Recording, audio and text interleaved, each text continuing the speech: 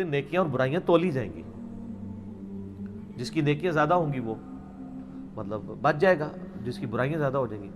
لیکن اس کا قطعاً یہ مقصد نہیں ہے ایک بندہ کہے کہ جی میں نے اپنے کسی رشتہ دار کا 1,00,000 روپیہ دبایا ہے تو میں تہجد کے پہلے 2 نفل پڑھتا تھا اب 4 پڑھ لیا کروں گا معاف ہو جائے گا. نہ, ناٹ ایٹ آل, ایسا نہیں ہوگا. حقوق العباد قطعاً نہیں معاف ہوں گے جب تک وہ بندہ معاف نہیں کرے گا. اسی لیے سورہ نساء میں ہے جو لوگ یتیموں کا مال ہڑپ کر رہے ہیں اپنے پیٹ میں دوزخ کی آگ بھر. صحیح مسلم میں حدیث ہے قیامت والے دن ایک شخص آئے گا جس کی پہاڑوں نیکیاں ہوں گی, لوگ رش کر رہے ہوں گے, لیکن اس حال میں آئے گا کہ دنیا میں کسی کا دل دکھایا ہوگا, کسی کو ناحق مارا ہوگا, کسی کو ناحق ڈانٹا ہوگا, کسی کا خون نکالا ہوگا, اور وہ لوگ آ جائیں گے, وہ کہیں گے یا اللہ اس نے تو بڑی زیادتیاں کی ہمارے ساتھ, نیکیوں سے تو وہ جنت میں جا رہا ہوگا. اللہ کہے گا اچھا آج بدلہ ہے, یہ تو پیسے تو تمہیں دے نہیں سکتا, تو آؤ اس کی نیکیاں, آج کی کرنسی نیکیاں لو, اس کی نیکیاں. لوگ لیتے جائیں گے, وہ پہاڑوں جتنی نیکیاں ختم. ایسا کہانی نہیں جو صحیح مسلم شریف ہے, ایک بزرگ شریف یا علماء شریف کی کہانی نہیں ہے.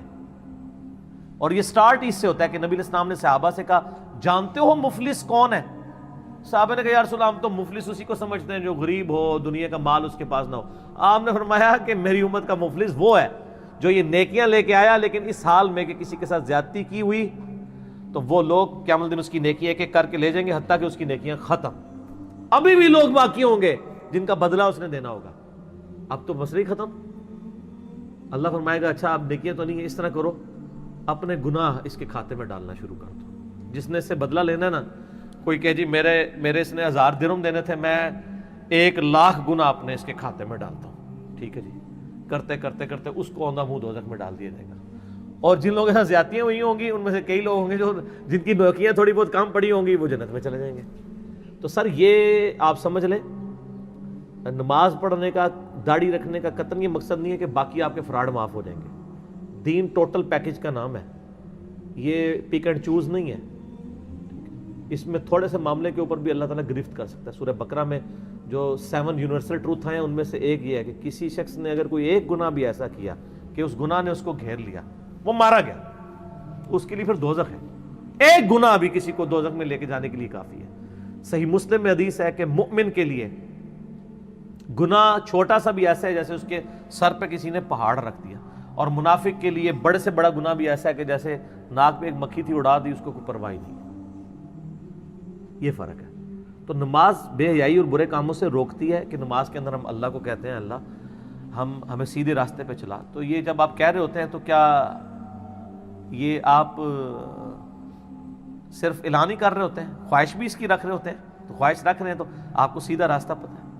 مورل لاز تو ہر بندے کو پتہ ہے, دنیا کے ہر انسان کو پتہ ہے کہ جھوٹ بولنا غلط ہے. اس کے لیے پیغمبروں کی تعلیمات نہ بھی پہنچی ہوں تو مورل لاز تو آپ کو پتہ ہے. کسی کے پیسہ دبانا یہ غلط ہے تو پتہ ہے. جب آپ کہہ رہے ہوتے ہیں مجھے اللہ سیدھے راستے پہ چلا, پھر اللہ سے مدد مانگ رہے ہوتے ہیں کہ اس پہ مجھے استقامت دے, نیک لوگوں کے راستے پہ چلا, برے لوگوں سے کے راستے سے بچا, تو اس کا مطلب آپ خواہش کا اظہار کر رہے ہیں تو یقیناً آپ کوشش بھی کر رہے ہوں گے. اور آپ کوشش نہ کر رہے ہو, صرف زبان سے ہی کہہ رہے ہو, تو سر زبان سے کہنے سے تو پیٹ نہیں بھرتا نا. اگر کوئی کہ جی میں نیت کرتا ہوں آج کے کھانے کی بسم اللہ الرحمن الرحیم ایسے کر لے, پیٹ بھر جائے گا؟ فزیکلی ایفرٹ کرنی پڑے گی. اس طرح نیک بندے کی بھی صرف نیت کرنے سے نیک نہیں کو بنے گا جب تک ایفرٹ پٹ نہیں کرے گا. سیریس. مجھے ڈاکٹر سرار صاحب کی بات یاد آ گئی رحمہ اللہ تعالی, اللہ تعالیٰ ان کی غلطیوں سے درگزر فرمائے, ان کو نیک کاموں کا اجر فرمائے. وہ کہتے ہیں کہ بعض لوگ جب دعا کر رہے ہوتے ہیں نا اللہ مجھے نیک بنا دے, تو اندر سے وہ کہتے ہیں کہ ذرا بنا ہی نہ دے تو منو تے اپنے پٹھے کام بھی چھڑنے پہ جڑے نے. تو جب ختم قرآن ہوا نا بیان القرآن کا, اس کے اینڈ پہ انہوں نے ایک دعا کرائی ہے سر, اس میں انہوں نے جملے بولے ہیں نا, میں کہتا ہوں جی بندے کے اندر سے باہر نکل جاتے ہیں وہ جملے. دعا انہوں نے بڑی چھوٹی کرائی, اس سے پہلے ایک جملہ بولا کہ ہم یہ دعا کرنے لگے ہیں اس ختم قرآن کے اینڈ کے اوپر, جو انہوں نے 108 گھنٹے میں پوری قرآن کی تفسیر ریکارڈ کرائی 1998 میں قرآن اکیڈمی کراچی میں. ان کا اگر تو واقعی ہم نیک بننا چاہتے ہیں اندر سے تو ہم اللہ سے مانگ لیتے ہیں, اور اگر ہم اندر سے نہیں بننا چاہتے, ایک رسمن دعا کرنا چاہتے ہیں, تو یہ بھی اور دعاؤں کی طرح ایک دعا ہی ہوگی, اس کے بعد اینڈ رزلٹ کچھ نہیں نکلے گا. تو وہ بھی اور نمازوں کی طرح ایک نماز ہی ہوگی, اس کا اینڈ رزلٹ کوئی نہیں نکلے گا جب کوئی بندہ چینج ہونا ہی نہیں چاہتا. ٹھیک ہے. ایک بندہ کہہ رہا ہے مجھے نیک بنا دے، اور وہ اندر نیت کر رہا ہے کہ نیک بننا پڑ گیا تو مجھے تو اتنا کچھ چھوڑنا پڑ جائے گا، کدھر بڑا ہی نہ دوے، ڈر رہے ہوئے اندروں. وہ اسی طریقے سے اسی پیشن کے ساتھ نیک بننے کی خواہش کر رہا ہو جس طرح ایک سخت پیاسا بندہ جون جولائی میں روزے کے وقت یہ نیت کر رہا ہوتا ہے کہ جیسے ہی روزہ کھلے گا تو میں ٹھنڈا پانی پیوں گا. اس لیول کی اگر اس کی نیت ہوگی نا نیکی کرنے کی، پھر ہی نیکی کی توفیق ملے گی. اور وہ شخص جس کا ایک دفعہ گرم استری سے ہاتھ جل جائے، وہ دوبارہ ٹھنڈے استری کو بھی ہاتھ لگاتے ہوئے جس طرح ڈرے گا نا، اس طرح جب گناہوں سے ڈرنا شروع کرے گا نا تو پھر اس کو گناہوں سے بچنے کی توفیق ملے گی. آپ کو میں ایک مثال دیتا ہوں. اگر کوئی شخص آپ کی دعوت کرے اور آپ کی پسندیدہ چیز پکائے اس دعوت میں، مثلا میں اپنی بات کر رہتا ہوں، بریانی پکا لیں تو، اور میں نے صبح ناشتہ بھی ہلکا کیا ہو، دن کو میں کھانا نہ کھاتا ہوں اور ڈنر میرا بریانی کا ہو، اور جیسے ہی میں اس کی بیٹھک میں انٹر ہوں بریانی کی خوشبو محلے سے ہی کی گلیوں میں ہی آنا شروع ہو جائے تو بس صرف بریانی شریف کے سامنے آنے کی دیر ہے، پھر ایک میں ایک تو باقی سارے پھٹے منہ، یہی ہوگا نا. اچھا، لیکن بریانی کھانے سے ایک منٹ پہلے ایک کلین شیف بندہ میرے کان میں آ کے کہے کہ یہ جو 10 داڑھی والے ہیں جو آپ کے بڑے معتقدین ہیں، آپ سے بڑی محبت کرتے ہیں، آپ کو اپنا بزرگ سمجھتے ہیں، انہوں نے اس بریانی میں زہر ڈالا ہوا ہے، تو میں کیا اس کلین شیف سے کہوں گا تم نے داڑھی نہیں رکھی، میں تیری گالی نہیں بننی، ہائے داڑھی تو پہلے پوری کر، ہوگا ایسے؟ یا میں کہوں گا اتنے بڑے بڑے بزرگان دین یہ ایسا کر سکتے ہیں، یہ بھی میں نہیں کہوں گا. جو ہم لوگوں کہتے ہیں قرآن و سنت میں لکھا، کہتے ہیں بزرگوں نے سمجھ آیا اور زہر کھواندے رہے نے تہاڈا ایمان ہی مار کے رکھ چھڑیا انہوں نے. ٹھیک ہے، میں اچھی تے بہت اچھی ہے وہ کر چھڑے تہاڈے نال انہوں نے. اچھا، تو وہ 10 کے 10 بزرگان دین وہاں قرآن میں بھی قسم آپ کو دے دینا کہ سر ہم قسم دیتے ہیں ہمارے کہنے پہ آپ کھا لیں، اس میں زہر کوئی نہیں ہے، ہم گارنٹی دیتے ہیں، آپ کسی کی گارنٹی نہیں مانیں گے. اور دوسرا یہ ہوگا کہ آپ کی بھوک بھی مر جائے گی، مرے گی کہ نہیں، کیونکہ جان کی پڑ جائے گی. اچھا، بھوک مرے گی تو کیا اس بریانی کی خوشبو آپ کو لبھا رہی ہوگی؟ تھوڑی دیر پہلے لبھا رہی تھی، اس لیے کہ اس کے اندر چھپا ہوا عذاب آپ کے سامنے آ گیا. تو جس کو اللہ تعالی کی نافرمانی کے کاموں میں، گناہوں میں جو لذت ہے بریانی والی، اس لذت میں چھپا ہوا عذاب جو بریانی میں زہر کی شکل میں ہے نظر آ جاتا ہے، سر اس سے کوئی اثر نہیں کرتی بریانی کی خوشبو. اور یہی ہوتا ہے کہ جو صحابہ کرام یا اہل بیت یا جو نیک لوگ تھے وہ گناہوں سے بچا کرتے تھے. معصوم تو نہیں ہوتے تھے لیکن کافی درجے تک محفوظ ہو جاتے تھے، ان کو اس کی برائی کی طرف نظر چلی جاتی تھی. جب اس لیول کے اوپر ہوگا تو پھر انسان نیک بنے گا. تو نماز روک رہی ہے نیکی کے کاموں کی طرف بلا رہی ہے اور برائی سے روک رہی ہے، لیکن وہ صرف آواز دے دے کے، زبردستی نہیں کرے گی. اور سر زبردستی تو کوئی بھی نہیں آپ کے ساتھ کرے گا، زبردستی تو وہ بھی نہیں کر رہا، آپ کا پکا رشتہ دار شیطان. ٹھیک ہے جی، کہ جس کے بارے میں اللہ تعالیٰ نے قرآن پاک میں یہ بڑی اسٹانشنگ آیت ہے، سورہ ابراہیم آیت نمبر ہے 22. قیامت والے دن کا اللہ نے نقشہ کھینچا. یار اللہ کی طرح کون سمجھائے گا کسی کو؟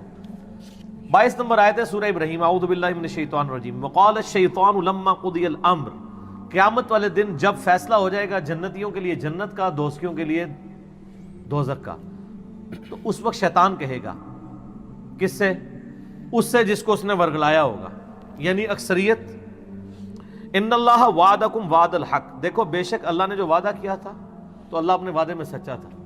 کیا وعدہ کیا تھا؟ کہ نبیوں کے ماننے والوں کو جنت میں اور نبیوں کے نافرمانوں کو دوزخ میں پھینکوں گا. ووعدتکم فاخلفتکم. اور دیکھو جو میں نے دنیا میں تمہیں میں نے امیدیں دلائی ہوئی تھی نا، تم سے وعدے کیے تھے کہ خیر ہے جو کچھ بھی ہے تیرے محبوب کی امت سے ہے، ہاں یہی آج میں اعلان برات کرتا ہوں. سر شیطان نے کبھی ہم سے دنیا میں یہ وعدہ کیا ہے کسی کے ساتھ، دل میں یا باہر، کہ تو نماز نہ پڑھ انشاءاللہ میں تجھے بخشوا لوں گا؟ تو یہ قرآن جو کہہ رہا ہے کہ شیطان قیامت دن کہے گا جو میں نے تم سے وعدہ کیا تھا آج میں اسے اعلان برات کرتا ہوں. شیطان نے ہم سے کوئی وعدہ نہیں کیا، وہ یہی وعدہ کیا ہوا ہے. او یار اللہ بڑا غفور رحیم ہے، طول عمل، اور جو بھی ہے بخشیا جائے گا. یہ شیطان وعدے کرا رہا ہوتا ہے. شیطان کبھی یہ کہہ سکتا ہے کہ تو یہ گناہ کا کام کر انشاءاللہ میں تجھے بخشوا لوں گا، یہ تو نہیں وہ کہتا. وہ کہتا ہے تیری نسبت تجھے کام آ جائے گی، تو نبی علیہ السلام کا امتی ہے، تجھے اللہ تعالیٰ ویسے ہی چھوڑ دے گا، وہ اللہ تو ماں سے بھی زیادہ پیار کرتا ہے، کوئی مسئلہ نہیں، خیر ہے۔ یہ شیطان کے وعدے ہیں، اور کتنا دھوکہ ہے، اللہ کے نام پہ ہم سے وعدہ کر رہے ہیں، ہمیں پتہ ہی نہیں، لیکن اللہ تعالیٰ نے ہمیں پہلی فلم چلا دی ہے۔ شیطان کہے گا کہ جو میں نے وعدہ کیا تھا میں آج خود ہی منکر ہوتا ہوں اس وعدے سے، لیکن اب کیا ہو سکتا ہے، دیکھ وما کان لی علیکم من سلطان، مجھے دنیا میں تجھ پہ زور کوئی نہیں تھا، یہاں تو کہتے شیطان نے کام کرایا۔ تو میں پھر چیلنج دیتا ہوں کہ دنیا کے سارے شیاطین مل کے ایک بندے کی فجر نہیں چھڑوا سکتے، اگر گورنمنٹ اناؤنسمنٹ کرے کہ جو فجر کی نماز پہلی صف میں پڑھے 1,00,000 روپیہ فی فجر دیا جائے گا، دوسری صف والے کو 50,000، سر پہلی اور دوسری صف پہ لڑائی شروع ہو جائے گی۔ جو کہتے ہیں نا آنکھ نہیں کھلتی، وہ کہہ کے آنکھ نہیں کھلتی کہ مسجد جا کے سوئیں گے اور میں بھی لوگوں سے ہی مشورہ کرتا ہوں، لوگ کہتے ہیں آنکھ نہیں کھلتی، تو میں ان کو یہی مشورہ دیتا ہوں کہ سر مسجد میں سوئیں 1 مہینہ، تو انشاءاللہ مسجد میں آپ کی آنکھ کھل جائے گی، اس جگہ پہ سوئیں جہاں پہ نماز ہوتی ہے، اے نہ ہو کہ کمرے وڑ کے سو جاؤ، اتنے تو کسی نے نہیں جگانا، جتنے نماز ہوتی ہے نا اتنے بستر ڈا کے سو جاؤ، جڑے 1-2 نمازی آتے ہیں تو ڈنڈے نال اٹھا لین گے، تہاڈی اکھ بھی کھول لین گے۔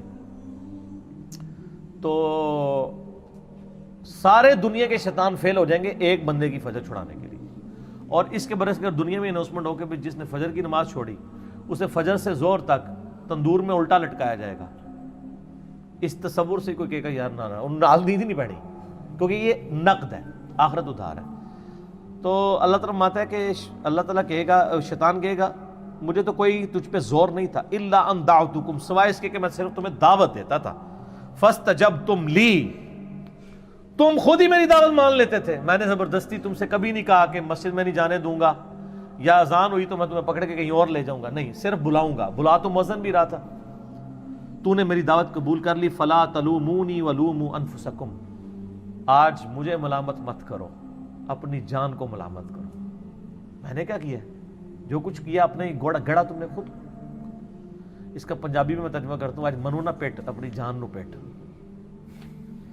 ما انا بمصرخکم، آج میں تیرا کوئی مددگار نہیں ہو سکتا، وما انتم بمصرخی، نہ تو میرے لیے کچھ کر سکتا ہے، انی کفرت بما اشرکتمونی من قبل، میں انکار کرتا ہوں جو تو دنیا کی زندگی میں اللہ کے مقابلے پہ مجھے ٹھہرایا ہوا تھا۔ اللہ کے مقابلے پہ کوئی مسلمان ٹھہراتا تو نہیں ہے، لیکن ٹھہراتا ہے جب وہ خواہش نفس کی پیروی کرتا ہے۔ افرائیت من اتخذ الہہ ہوا، بھلا اس شخص کو دیکھا جس نے اپنی خواہش نفس کو اپنا خدا بنا لیا۔ فجر کے وقت نماز کے لیے نہ اٹھنا، اپنی نیند کی پرواہ کرنا، یہ اپنی خواہش نفس کی پیروی ہے، خواہش نفس کو خدا بنانا ہے۔ نیند اس کا خدا ہے، اگر اس کا خدا اللہ ہوتا تو نیند چھوڑ دیتا، فجر پڑھتا۔ یہ ہے خواہش نفس خدا۔ تو تم مجھ سے جو میں انکار کرتا ہوں جو تم مجھے اللہ کے مقابلے پہ ٹھہراتے تھے، ان الظالمین لہم عذاب علیم، بے شک ظالموں کے لیے دردناک عذاب ہے۔ اور سائملٹینیس کنٹراسٹ، وَأُدْخِلَ الَّذِينَ آمَنُوا وَعَمِلُوا الصَّالِحَاتِ، اور داخل کر دیا جائے گا اہل ایمان کو جنہوں نے نیک اعمال کیے، جنات تجری، ایسی جنت میں، ایسے باغات میں جن کے نیچے نہریں بہتی ہوں گی، من تحتها الانہار خالدین فیہا، اس میں رہیں گے ہمیشہ ہمیش، بِإِذْنِ ربہم، ان کے رب کے اذن سے، تحیتہم فیہا سلام، اور وہاں ان کا استقبال ہوگا فرشتوں کی سلامتی سے۔ یہاں بھی آپ کسی بڑے ہوٹل میں جائیں نا تو انہوں نے بار میں وہ کھڑے کیے ہوتے ہیں بوائز جو السلام علیکم، ہمارے سب کانٹیننٹ میں السلام علیکم مسلمان ملکوں میں کہتے ہیں، وہاں وہ اس کو آپ کو گڈ مارننگ یا گڈ ایوننگ کہیں گے، تو وہاں پہ فرشتے کر رہے ہوں گے، ٹھیک ہے۔ تو اس سے پتہ چل گیا کہ صرف دعوت والا معاملہ ہے، شیطان بھی دعوت دیتا ہے، رحمان بھی دیتا ہے۔ بخاری مسلم میں حدیث ہے، مسلم شریف میں ذرا ڈیٹیل کے ساتھ ہے، بخاری مسلم میں الفاظ ہیں کہ شیطان تمہارے جسم میں خون کی طرح دوڑتا ہے، اور صحیح مسلم میں الفاظ ہیں کہ ہر انسان کے ساتھ ایک فرشتہ ہے اور ایک شیطان ہے، یعنی جن۔ فرشتہ اسے نیکی کی طرف بلاتا ہے، شیطان برائی کی طرف۔ صحابہ نے بڑی جرات کر کے پوچھا یا رسول اللہ آپ کے ساتھ بھی؟ فرمایا ہاں میرے ساتھ بھی، لیکن اللہ تعالیٰ نے مجھے اس پہ غلبہ دیا، میرا شیطان بھی اب مطیع ہو چکا ہے، مجھے وہ نیکی کی طرف ہی بلاتا ہے۔ یہ ایک ہی شخص ہے جس کے بارے میں گارنٹی ہے کہ اس کے ساتھ شیطان والا عنصر نہیں ہے۔ وہ بخاری مسلم میں حدیث ہے نا کہ جب آپ کی 12 سال عمر تھی تو فرشتے نے آ کے آپ کا سینہ چاک کیا، دل میں سے خون کا ایک لوتھڑا نکالا اور کہا یہ شیطان اور دنیا کا حصہ تھا جو زمزم سے دھو دیا، اور یہی پھر معراج کے موقع پہ بھی ہوا۔ یہ نبی الاسلام کو اللہ تعالیٰ نے ایک خصوصیت دی ہے، باقی کسی اور کے لیے نہیں ہے۔ یہی تو آپ کا ٹیسٹ ہے. یہ ٹیسٹ سے بھاگنا بھی نہیں ہے. وہ غامدی صاحب کی بات مجھے بڑی اچھی یاد آتی ہے. بعض لوگ دنیا چھوڑ چھاڑ کے بیٹھ جاتے ہیں, دنیا جس کو وہ دنیا سمجھتے ہیں. دنیا میں آپ نے یہ, آپ کی کشتی نے اسی پانی کے اوپر چلنا ہے, لیکن پانی کشتی کے اندر نہیں آنا چاہیے. تو غامدی صاحب نے بڑی اچھی بات کی تھی کہ اگر کوئی شخص دنیا چھوڑ چھاڑ کے چلا جائے تو اس شخص کی مثال اس بندے کی سی ہے جسے امتحان گاہ میں پیپر لینے کے لیے بٹھایا جائے اور پیپر خالی پکڑا کے چلا جائے. اور جس کو آپ امتحان سمجھ رہے ہیں, یہ آپ کا پیپر ہے. آپ کے بیوی بچے ماں باپ آپ کے سارے معاملات یہ آپ کے پیپر ہیں. آپ جنگلوں میں نہیں جا سکتے, یہ پیپر دیں گے تو جنت ملے گی, جنگل میں چلے گئے تب بھی فیل, پھر تو خالی پیپر ہی دے دیا. اسی کو تو آپ نے, اللہ نے آپ کا ٹیسٹ رکھا ہے گیون سرکمسٹانسز میں. ورنہ تو قرآن اور حدیث یہ کہتا ہے کہ چھوڑ کے سب کو چلے جاؤ. اس نے سلوک کا کہا گیون سرکمسٹانسز. ٹھیک ہو گیا.